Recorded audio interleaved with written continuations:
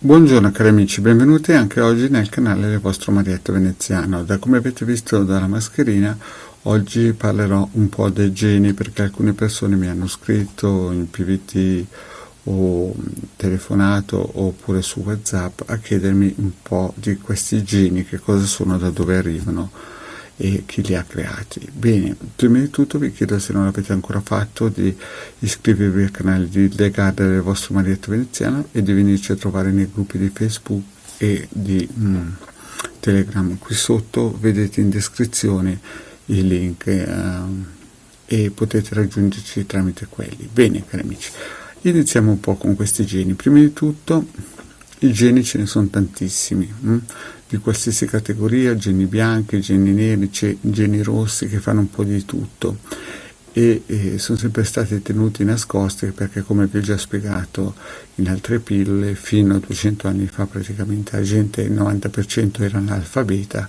e quindi questi operatori dell'occulto lavoravano solo per re e principi, baroni e insomma persone molto potenti e importanti. Ma questi personaggi che lavoravano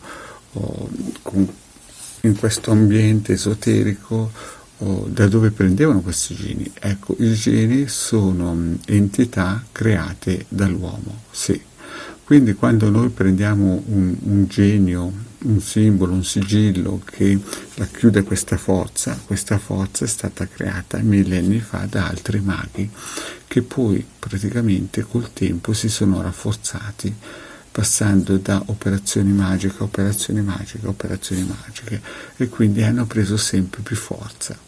Questi geni, infatti, anche un bravissimo divulgatore siciliano paladino diceva: ci sono alcune persone che quando vanno dall'altra parte vengono trasformati dai maghi neri come servi e come demoni. In altre parole, è proprio così. Ci sono delle operazioni magiche che si possono fare per praticamente prendere delle anime che sono morte e trasformarle in geni.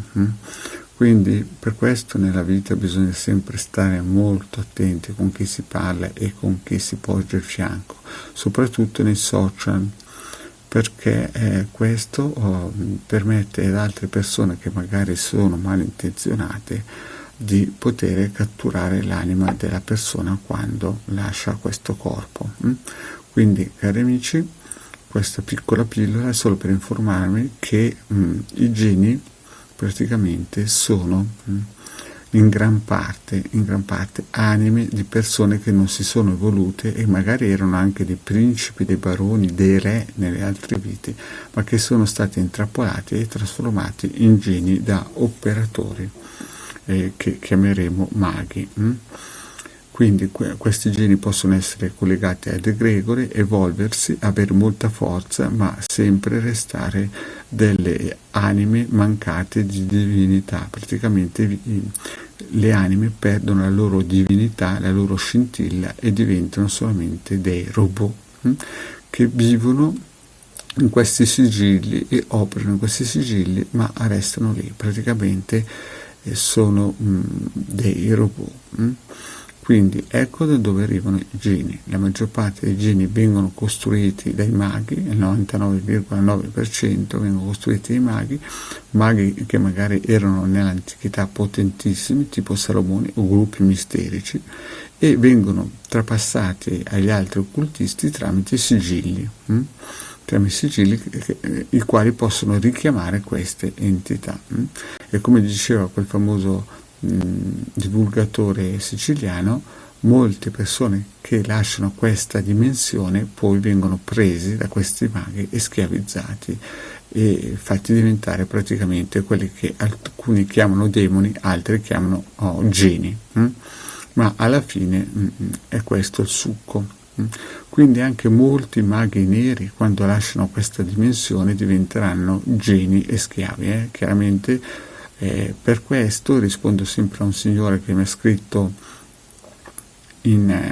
sul tubo, nei commenti del tubo, perché costa di più, ad esempio, fare certe operazioni, perché non tutti i maghi hanno un alto profilo spirituale e quindi non tutti possono salire a fare operazioni di alta magia con geni altissimi, perché ci sono anche geni altissimi, non è che bisogna solo pensare che i geni siano di bassi stadi vibrazionali, ci sono anche geni altissimi che fanno bene all'umanità, questi ci sono, ma bisogna anche essere in grado di poter riuscire a salire a quelle altezze spirituali e di conseguenza tutto ha un costo.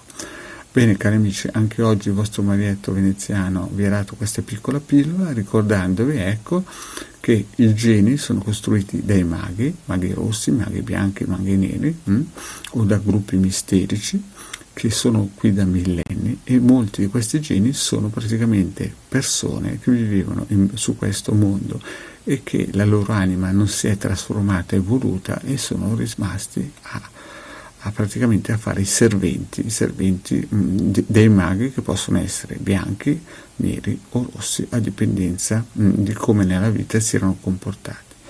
Bene cari amici, anche oggi il vostro Marietto vi ha dato questa piccola pillola. Se non l'avete ancora fatto, qui in descrizione vedete il link per riuscire a raggiungerci nei gruppi di Facebook e su Telegram, o eventualmente iscrivervi al canale di Hildegarda e Marietto Veneziano, e se vi scappa un super like va bene anche quello. Grazie cari amici e alla prossima, ciao.